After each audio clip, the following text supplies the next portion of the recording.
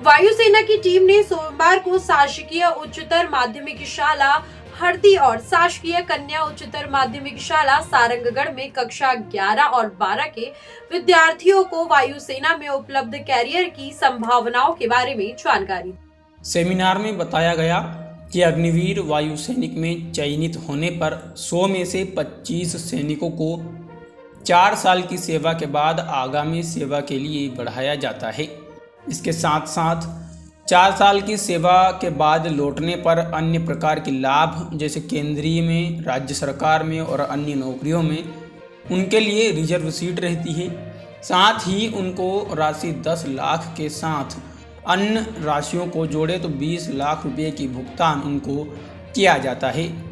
अग्निवीर में चयनित होने पर उनको रहना, खाना, पीना और वर्दी निःशुल्क रहती है। साथ ही पहली रेल यात्रा फ्री रहती है, बाकी में कम चार्ज होता है। वर्तमान में 8 जुलाई 2024 को 11 बजे से 28 जुलाई 2024 को रात्रि 11 बजे तक ऑनलाइन पंजीकरण अग्निवीर वायु सैनिक के लिए फॉर्म भरा जा सकता है, जिसका ऑनलाइन परीक्षा तिथि 18 अक्टूबर 2024 निर्धारित है।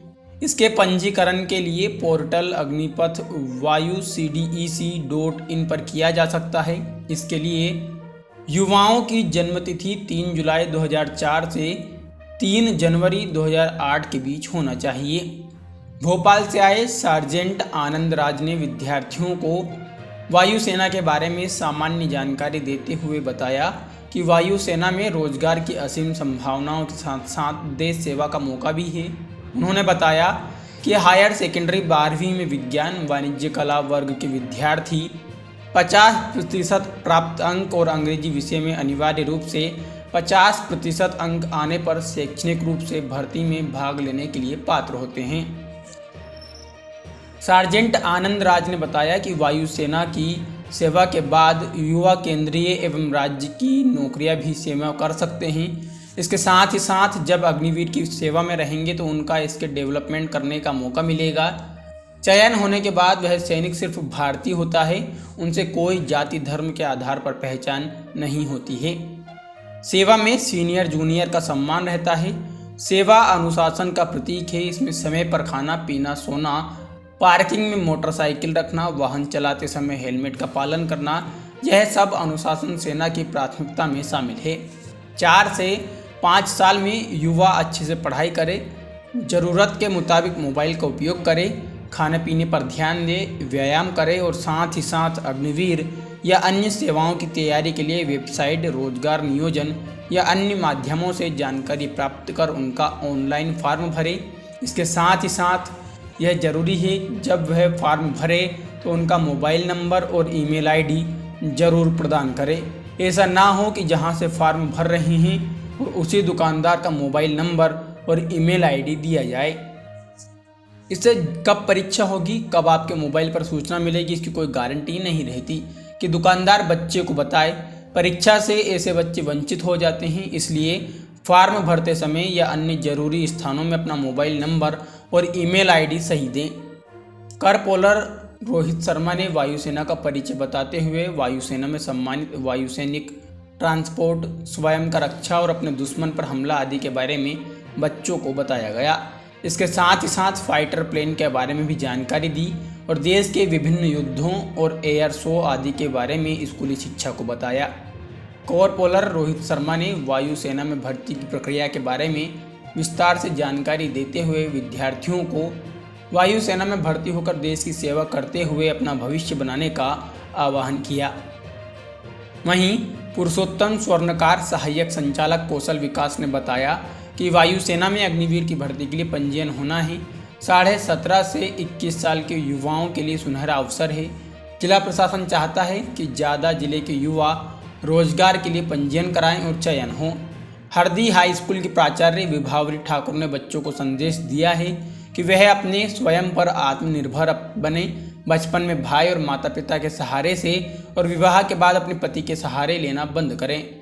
जैसे फॉर्म भरना हो तो वह स्वयं अपने मोबाइल पर भरने की कोशिश करें या अपने नज़दीकी कंप्यूटर सेंटर से अपने फॉर्म को भरें। अच्छे से तैयारी खुद करें। इसके साथ साथ परीक्षा केंद्र या अन्य किसी भी प्रकार की शारीरिक परीक्षा के लिए खुद से जाने का साहस जुटाएं ताकि ऐसी परीक्षा देकर देश की सेवा में वे आगे बढ़ें। उन्होंने कहा कि बालिका बालक से अपने को कम न समझें, वह भी उन्हीं के बराबर के हकदार हैं। भगवान ने भी उनको हाथ पैर सभी बराबर दिए हैं। कन्याशाला सारंगगढ़ के प्राचार्य SR बैरागी ने बालिकाओं को देश सेवा में शामिल होने के लिए अपील की है। जी, ये भारत सरकार के द्वारा जो अग्निवीर की भर्ती हो रही अग्निपथ योजना है, उस अग्निपथ योजना के प्रचार के लिए और अभी विशेष तौर पर ऐसी रैलियां थल सेना की अलग होती हैं, वायुसेना की अलग होती है। तो अभी जो रैली आयोजित की गई है वो विशेष तौर पर वायुसेना की भर्ती के लिए आयोजित की गई है। बहुत जल्दी इनका आवेदन आमंत्रित किए जाने हैं। तो इसके माध्यम से जिला प्रशासन को पत्र प्राप्त हुआ भोपाल के एयर के माध्यम से, तो उसमें से यहाँ पर ये कार्यक्रम ज़िले में आयोजित है। 4 जगह पे हमारे ज़िले में ये कार्यक्रम आयोजित किया गया है, विद्यालयों में और महाविद्यालयों में और ITI जैसे यहाँ पॉलिटेक्निक रहते, इंजीनियरिंग रहते, तो वहाँ भी आयोजित किए जाते। जो 11वीं और 12वीं पढ़ रहे युवा और विशेष तौर पर 12वीं या ITI कर रहे युवा, इन दोनों को आवेदन करने का 2 प्रकार की वहाँ भर्ती होती है, एक टेक्निकल और एक नॉन टेक्निकल।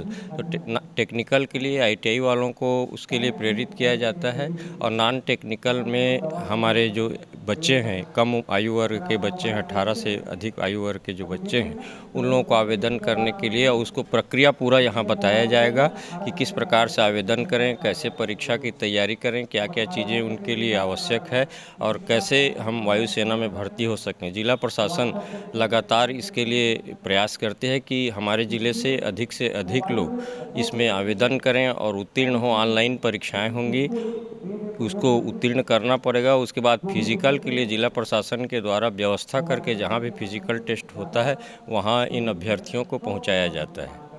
कैसे परीक्षा की तैयारी करें, क्या क्या चीज़ें उनके लिए आवश्यक है और कैसे हम वायुसेना में भर्ती हो सकें। जिला प्रशासन लगातार इसके लिए प्रयास करते हैं कि हमारे ज़िले से अधिक लोग इसमें आवेदन करें और उत्तीर्ण हो। ऑनलाइन परीक्षाएं होंगी, उसको उत्तीर्ण करना पड़ेगा। उसके बाद फिजिकल के लिए जिला प्रशासन के द्वारा व्यवस्था करके जहाँ भी फिजिकल टेस्ट होता है वहाँ इन अभ्यर्थियों को पहुँचाया जाता है।